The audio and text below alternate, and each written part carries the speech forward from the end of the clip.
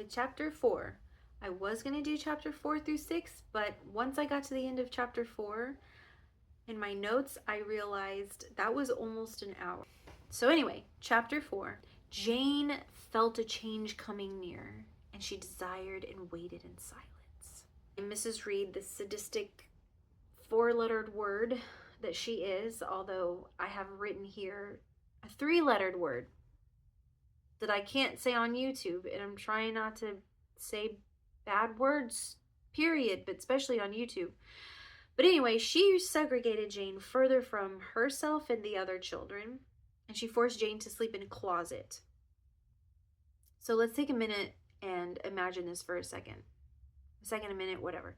Let's imagine this. We're not talking about the quaint little home on 4 Privet Drive. We're talking about a mansion with a hothouse and a conservatory. Remember that one, conservatory? We're talking about a mansion with an empty red room of death and devilry. But yes, Jane doesn't want to stay in that red room, but my point is it's empty, and it's not the only empty room in the mansion, and Mrs. Reed has Jane sleeping in a closet, and she's taking her meals alone, and she's been banished to the nursery for all her waking hours. She can't go and do anything and go play, just do nothing. She's a prison in the mansion. I don't know, that seems like a mind to me.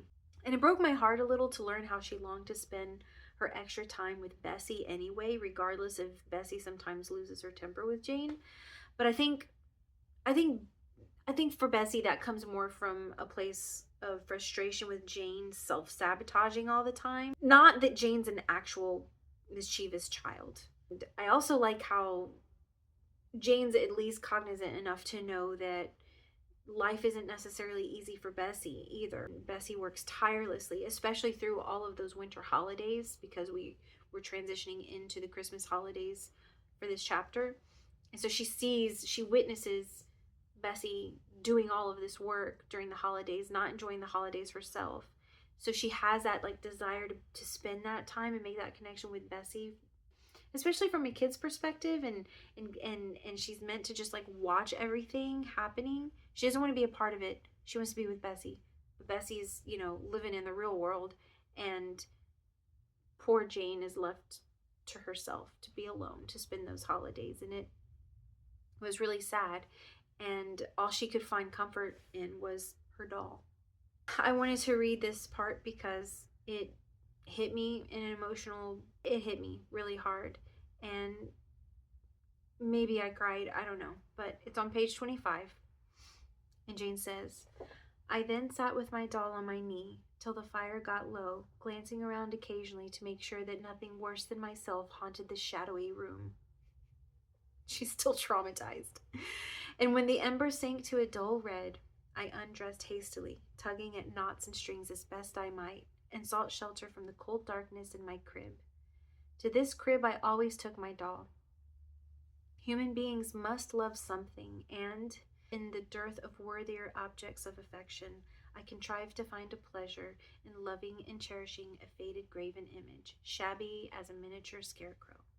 It puzzles me now to remember with what absurd sincerity I loved this little toy, half fancying it alive and capable of sensation. I could not sleep unless it was folded inside my nightgown, and when it lay there safe and warm, I was comparatively happy, believing it to be happy likewise." At least Bessie was there, at times to give Jane a kiss goodnight and tuck her in, and, they both needed that. I can't deny my own projections here. I remember years after my ex-husband and I divorced, my son told me that when he missed me, he would pile the pillows around him and lay an extra blanket around him so it would feel like he was sleeping next to me with my arm hugging him or holding him. And that made me cry when he said that, because the separation that he and I felt from each other back then wasn't one that either of us asked for. And it still kills me to think of it and to think of him going through that, because me as an adult, even though I was dealing with that separation anxiety from my son, because I lived and breathed being mom, I was still an adult woman that could process those feelings probably definitely a little better than a child. What do you say to a kid? I mean, yeah. Anyway, it killed me to hear that about it. So when I read this passage, I thought of my son. And I also thought of myself as a child, because my parents divorced early too. I was 3 when they separated, and I still remember to this day very, very acutely the longing and the desire to be with my mom so bad. Nothing that I could ever put into words. It was just her smell, her laugh, her warmth, everything about her. I missed it so much. And the only thing that I've ever missed as much and like painfully in my life is my son or my kids when they've been far away from me. But as a child, it hurts harder. It hits harder because you can't rationalize any of that. You just know you're feeling these big feelings and you want your mommy or your daddy, and you don't have them, and it sucks. So she couldn't even miss her parents. She just was longing for connection. She saw it happen. She saw Mrs. Reed being loving towards her own children. She didn't have that, and she didn't remember that from her own parents, which is tragic. But anyway, I love that Jane stands up for herself, and she knows something's about to happen, or at least that she feels it in her bones. And this is further validated by her aunt's treatment of her.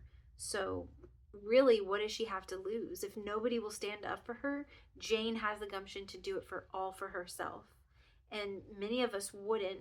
I can think about times in my childhood where I was around certain adults that took liberties with how they punished us, and we were terrified to stand up to them. But Jane, she wasn't. And I think, well, at least personally, I love little Jane's spirit for that. Mrs. Reed lost her shit and beat poor Jane, but it's described so eloquently, the way Mrs. Reed is smacking her around when she lost her temper, and Charlotte's prose almost softens the blow. No pun intended, but she's talking crap loud enough for Jane to hear. So Mrs. Reed is talking to her own children, but directing the insult to Jane. And Jane's like, what do I got to lose? And she just, mouths off like one sentence, but clearly it was enough for Mrs. Reed to march up the stairs and beat the crap out of her. So that sucks. I love how she just stands up for herself anyway. She's like, all right. She knows what the consequences are, and she just can't help it. So sassy. The next part that really stood out to me that I loved was the imagery of Jane clearing out a space in the frosty window to look outside. Even though everything was frozen in time, it still framed a beautiful scene that I think, and I mentioned this in the first video too, there's a parallel between the harsh conditions outside and the harsh conditions inside that Jen's experiencing. Everything out there is like this winter wonderland. It's beautiful. She lives in this big, beautiful mansion, but she's isolated, and it's cold, like spiritually cold. Well, no, physically cold too. It's a drafty mansion in the Victorian era. But also we're dealing with her feeling those parallels, even if she can't quite always articulate them. She looks outside often. She's sort of imprisoned in that place, but she knows that there's a change. And when she wipes the window open, it frames this carriage coming up to the mansion, to Gateshead Hall. And it doesn't really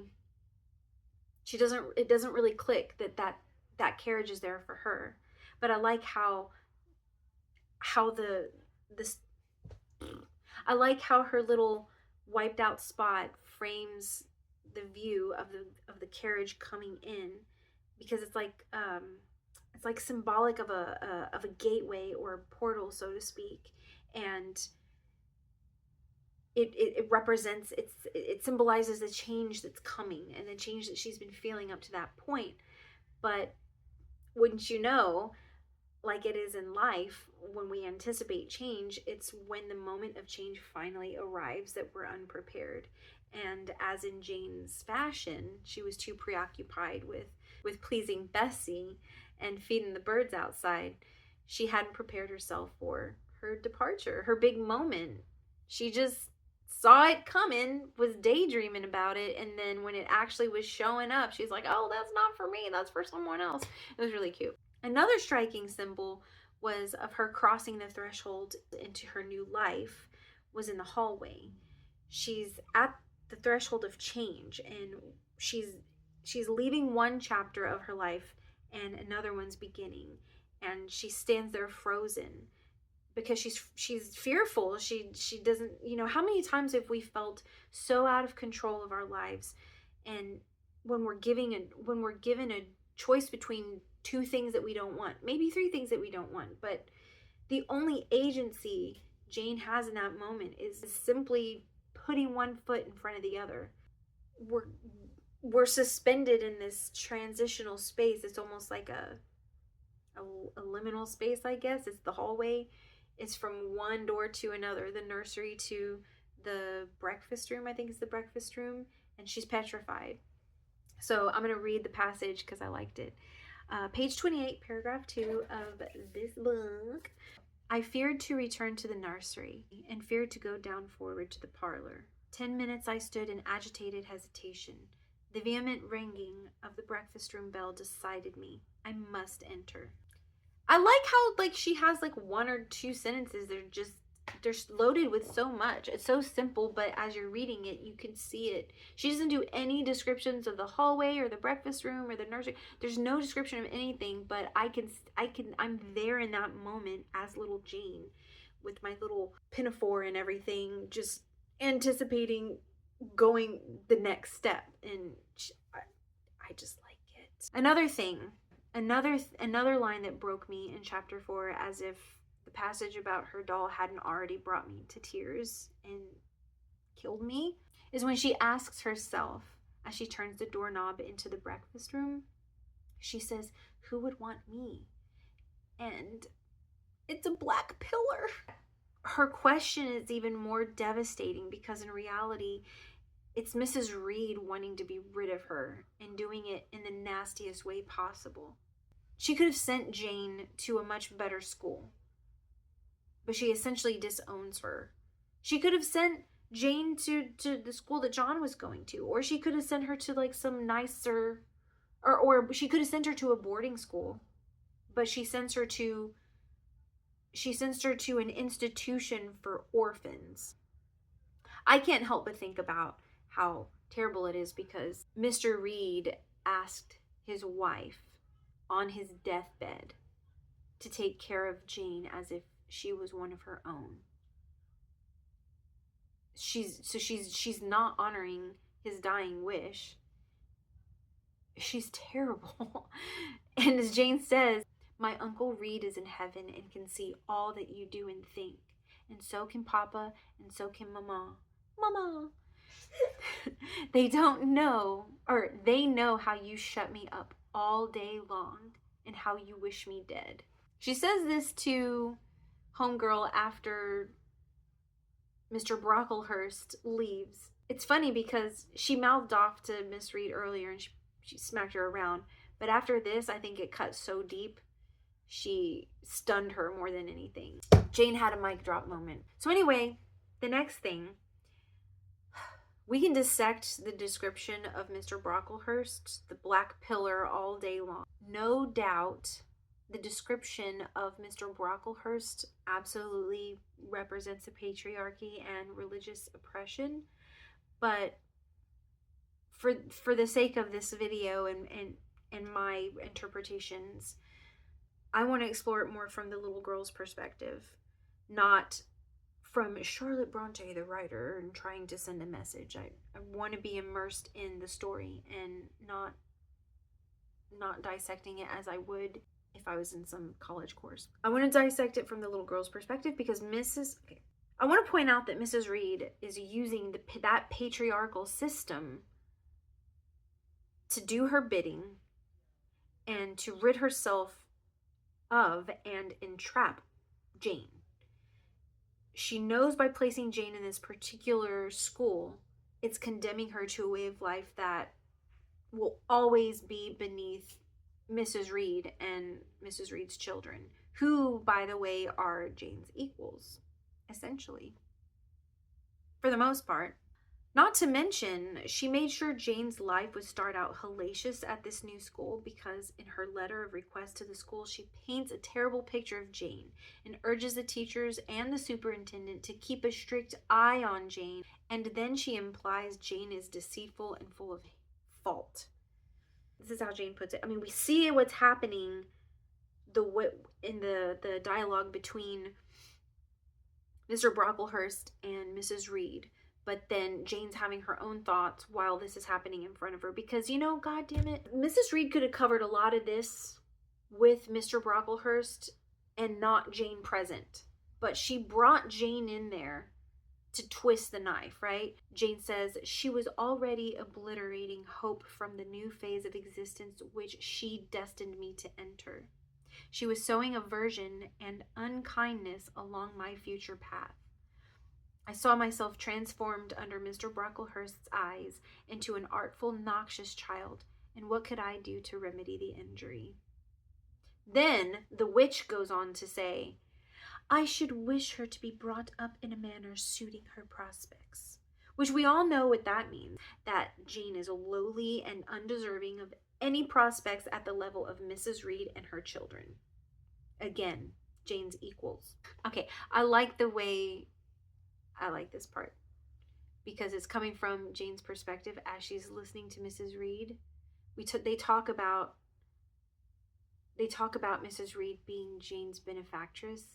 She's like, what the I don't like what benefactresses are if that's what she is, because she doesn't feel like a benefactress at all. So anyway, she says, continued my benefactress, to be made useful, to be kept humble. And as for the vacations, she will, with your permission, spend them always at Lowood.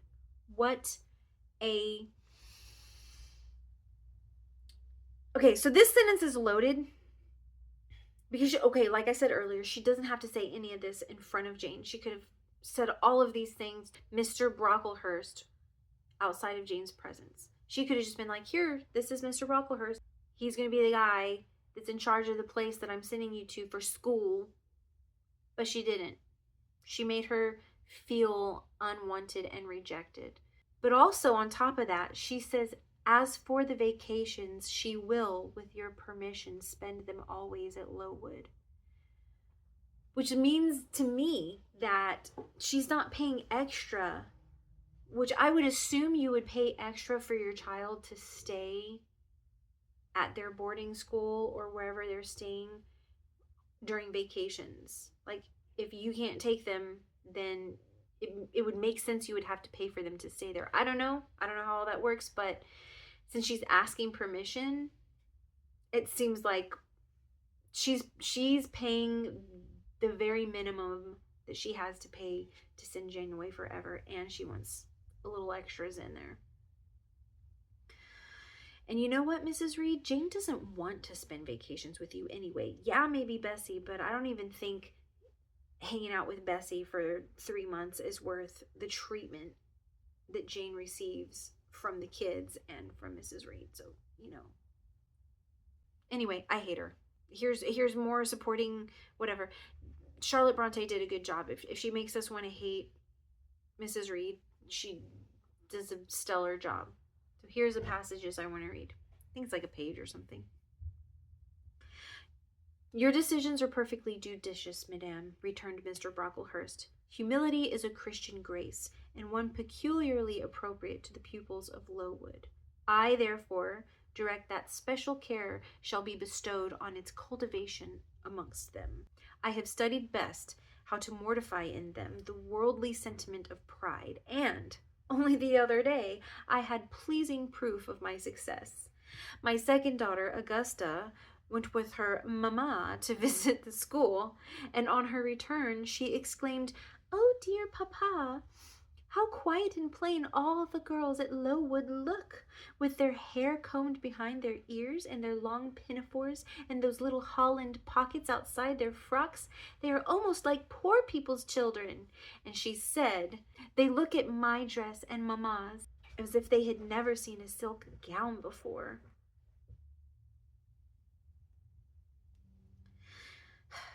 That's also loaded, because he's just talking about how he's teaching these girls to be modest and to be humble, yet he's parading his wife and his daughter in their silk gowns in front of all these poor girls while they look like poor girls, right? So the hypocrisy is just, you know. And on a side note, this is a little bit of a side quest, I really love Holland pockets. I freaking hate carrying a purse around. I can never commit to a purse. Then I just throw all my stuff in totes, which then I can't keep track of all my stuff because they're in different totes. And so then I don't want to stick things in my pockets, because even though I sew big pockets into my pants, or I buy jeans that have big pockets, I don't like the way it makes the outfit look if I shove my things in there. And then I don't want to carry around like a little, what is it, a clutch, or like a little glorified wallet book thing, because then I have to hold it. I don't want to hold anything, I guess. But then I don't like fanny packs. I mean, if you wear fanny packs, that's totally great, wonderful for you. But I personally, I can't do the fanny pack. But then I saw the Holland pockets, and I thought, why have I never thought of this before? They're so cute. And now I want to make a bunch for my daughter, and I want to make a bunch for myself. I want to find like cute little fabrics and make Holland pockets out of that. And then I want to embroider Holland pockets, and then I want to do beadwork on Holland pockets, and then I can just carry that stuff around. I mean, I might still, yeah, I don't know. Anyway, Mrs. Reed continues. "This is a state of things I quite approve," returned Mrs. Reed, and later she says, "I will send her then as soon as possible, Mr. Brocklehurst, for I assure you I feel anxious to be relieved of a responsibility that was becoming too irksome. Congratulations, Miss Brontë. I am sufficiently enraged." Page 29, third paragraph. Getting back to Mr. Brocklehurst, and when Jane first sees him, she says, "I looked up at a black pillar. Such at least appeared to me at first sight, the straight, narrow, sable-clad shape standing erect on the rug. The grim face at the top was carved, like a mask, placed above the shaft by way of capital."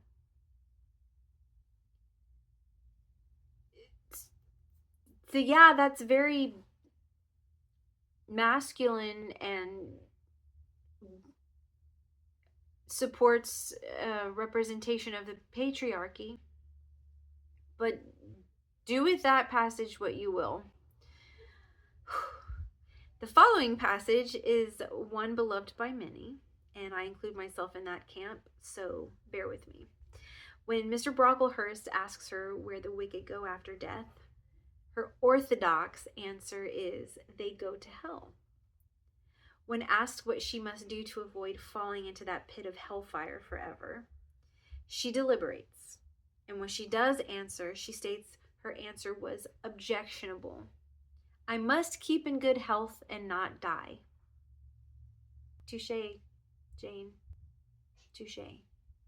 Okay, so here comes the loaded part, and boy, am I going to try to get this out as succinctly and respectfully and condensed, distilled as possible. But I suggest that you read her description of Mrs. Reed, because this book has come under scrutiny as of late, and while I'm not trying to speak for anyone, I will give my best good interpretation thus far.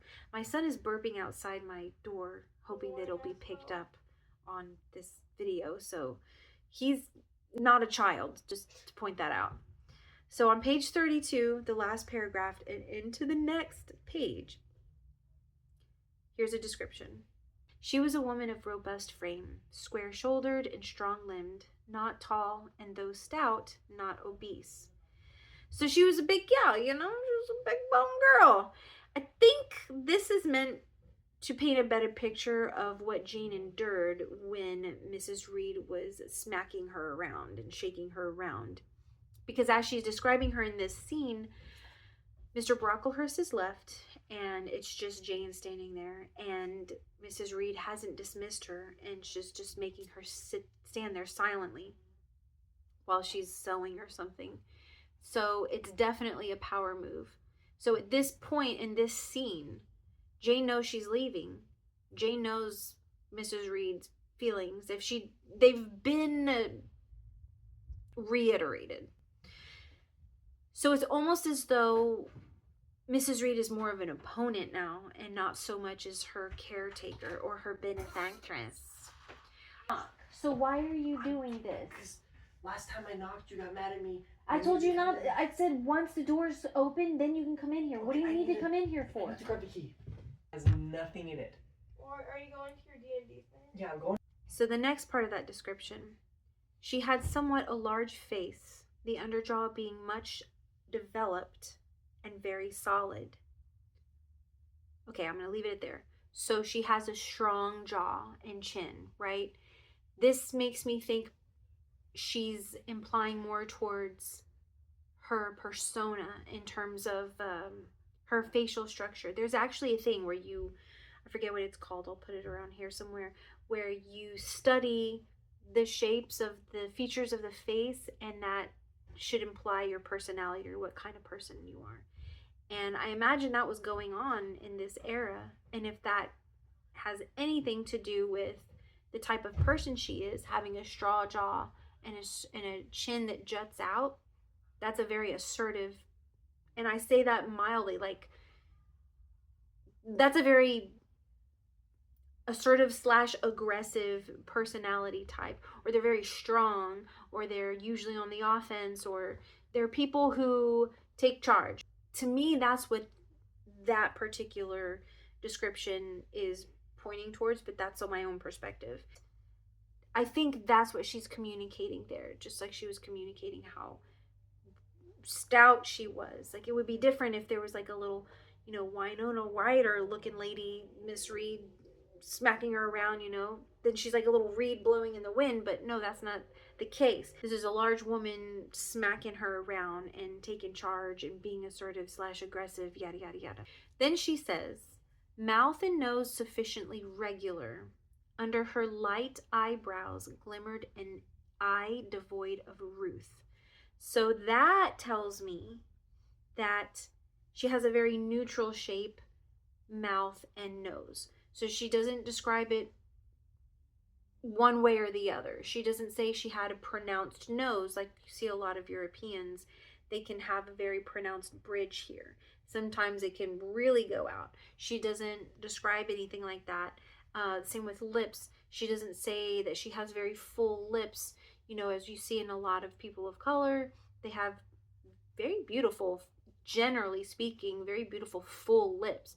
But that's not the case here. She has very neutral. I mean, if you want to pick it apart, one could say if Miss Reed is mixed in ethnicities, all of that mixing sort of like kind of neutralizes the shapes and makes them sufficiently regular. There's nothing that stands out to her about her nose or her mouth. And then she says her light eyebrows, which means blonde, light, not dark. And then she says her skin was dark and opaque. I think what Brontë means by opaque is that she's not translucent or ghostly or sickly looking. We're talking about a time period where typhus was big, consumption was big. She looked opaque as in she looked healthy. She had opaque skin. She didn't look gaunt. She didn't look sickly. You couldn't see her veins or anything like that. I think that's what she means. When people are healthy, even very fair people, you're not going to see, their skin's going to show their health. And I think that's what she means by opaque. When she says dark, She's already mentioned that she's dark before. So she's just running down the gamut of her features, and she went from her features, the structure, now she's looking at the skin, which it's dark, it's opaque, and her hair nearly flaxen.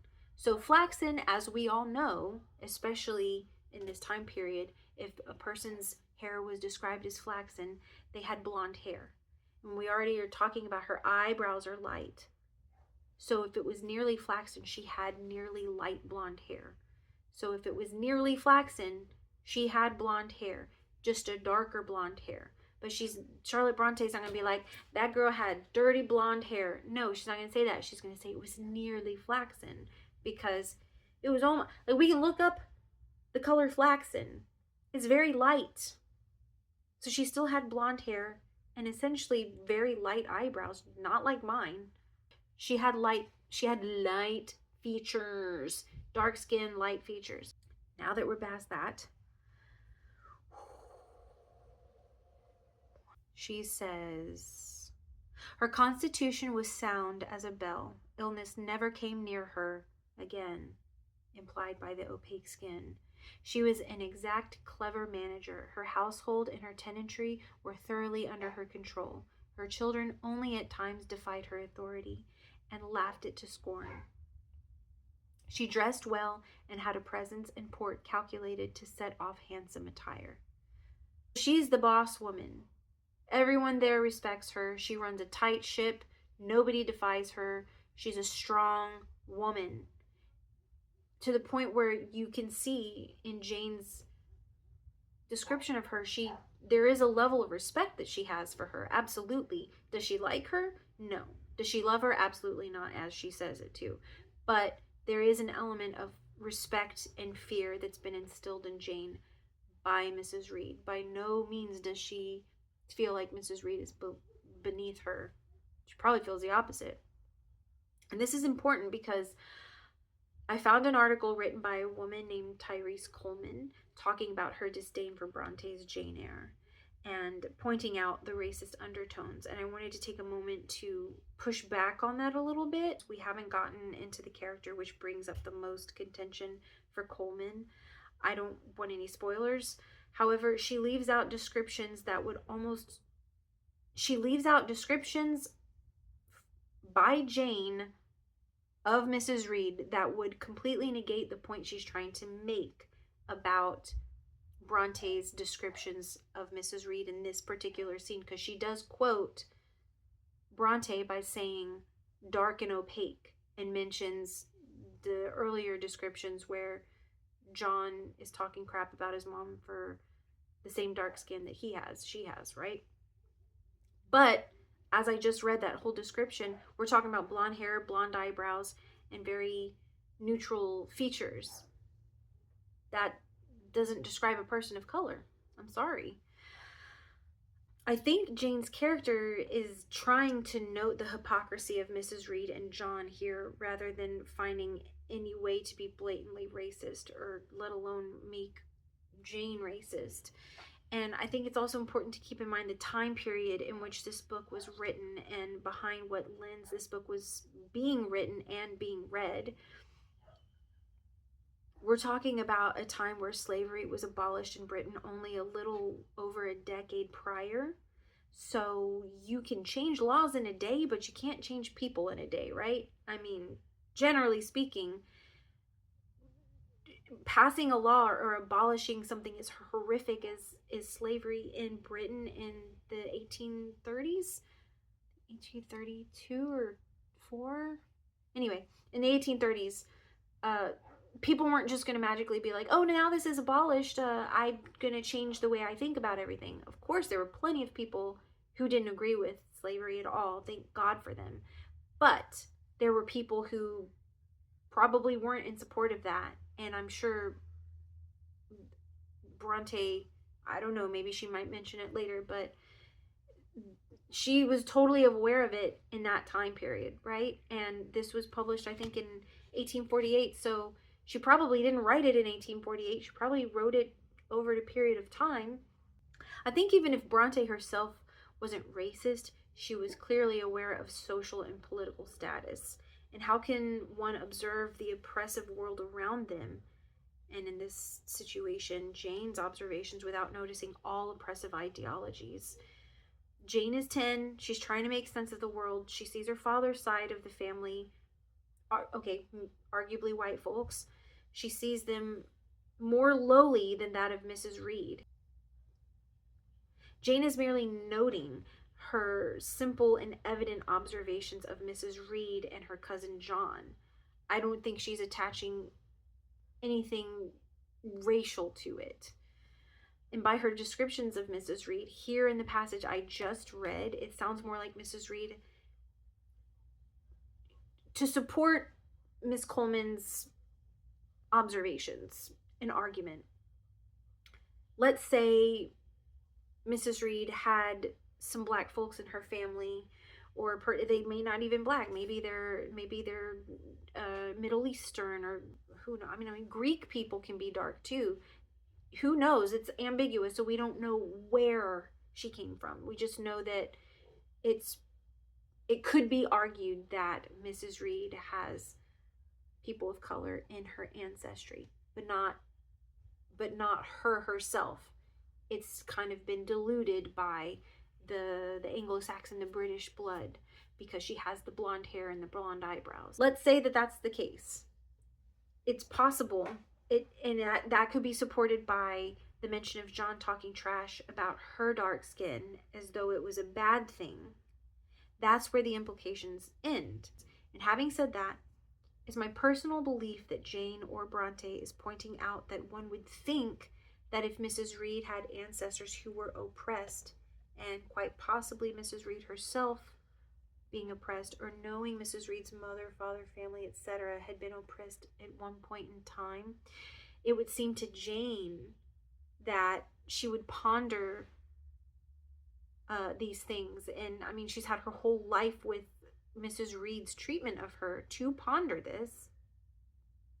And she would come to the conclusion that Mrs. Reed, above all others, would or should be empathetic or sympathetic to Jane's troubles, as being a poorly person, coming from a father who's poor and being an orphan. But, you really can't control being an orphan. And as a child, you can't control being poor. But instead, she treats Jane terribly. She looks down on Jane for the fact that Jane's father was poor, and therefore beneath her, Mrs. Reed. This, to me, is more of an emphasis on hypocrisy of status, and most heavily towards economic status. Jane's problem isn't with the color of her aunt's skin and her cousin John's skin. It's the hypocrisy that she witnesses, class bullshit from her time, and even deeper, the desire to be accepted and loved by them. I also want to point this out too. It could be argued that John hates school because, even though it's not mentioned, he might be the recipient of bullying. Especially if he's bullied for his own dark skin, it could be why he mentions his mother's with disdain. And Jane ends up being the only acceptable recipient of his frustrations at school, and thus the bullied becomes the bully. I think that's safe to say, even though Brontë never writes any of that, because we know that John hates going to school. And as soon as he comes back home from school, he immediately finds Jane and starts bullying her. If he has no agency for himself, if he's being bullied at school, he comes home and he bullies Jane. She's the easiest target. He won't get in trouble for bullying her. He talks crap about his mom's color of skin. Then she mentions how Mrs. Reed runs the household, right? So Mrs. Reed's house she's the boss. Her servants aren't going to say anything terrible about her, certainly not about the color of her skin. And I think if any of the kids heard them talking about that, they would lose their jobs. So he's not learning those things at home. He's not watching TV. They didn't have TV back then. I'm certain he's not reading anything. It's clear that he doesn't like to read. He's learning these things somewhere, these prejudices somewhere. He's learning them at school. We all learn all the terrible things at school. We learn a lot of the things about, fooling around with each other. I learned all the bases from my friends, my junior high friends. We learn about all kinds of slurs. We learn all different kinds of colorful ways to use cuss words and even new bad words. We learn all of that from our peers, whether they're our friends or not. So he has to be hearing this stuff at school. And he probably, if he looks like mom, he's probably being bullied for that. And then he comes home and bullies Jane. That's my perspective. When I was thinking about it, I was trying to understand, well, why would she say this? Why would that? And why would Jane point this out? Jane understands the social norms of the time. So in her mind, she's like, this is not, these two things don't add up. I think that's all Brontë was trying to display in Jane's experiences and frustrations. She was clearly intelligent, and Brontë was clearly intelligent and spoke on many things, and I don't think she would be careless in her depictions. Rather, she'd be strategic in the complexity of the ideologies of that time. This is all hard for Jane's little mind to accept and comprehend. And John's hypocrisy parallels with Mrs. Reed's hypocrisy. And Mrs. Reed turns a blind eye to all the ugly things, which is unfair, right? And then Mrs. Reed's hypocrisy is paralleled with Mr. Bucklehurst's. He's a wealthy man, much like Mrs. Reed is wealthy. However, he drills into the girls' heads at his school how important it is to be humble and modest and not vain, though clearly he parades his wife and daughters around at the school in their silken dresses. Jane is merely observing the perversion of that power and how economic advantage can distort people's perceptions of others and themselves, and it kills the kindness in their own hearts that they're capable of. We're all capable of being kind, and these things sort of distort that. And as a child, most children can't understand why people are hateful. They learn it. I truly, genuinely believe hate is learned. I mean, there are some weird bad apples in there. You know, you've got your John Wayne Gacy's out there and things like that, but those are few and far between.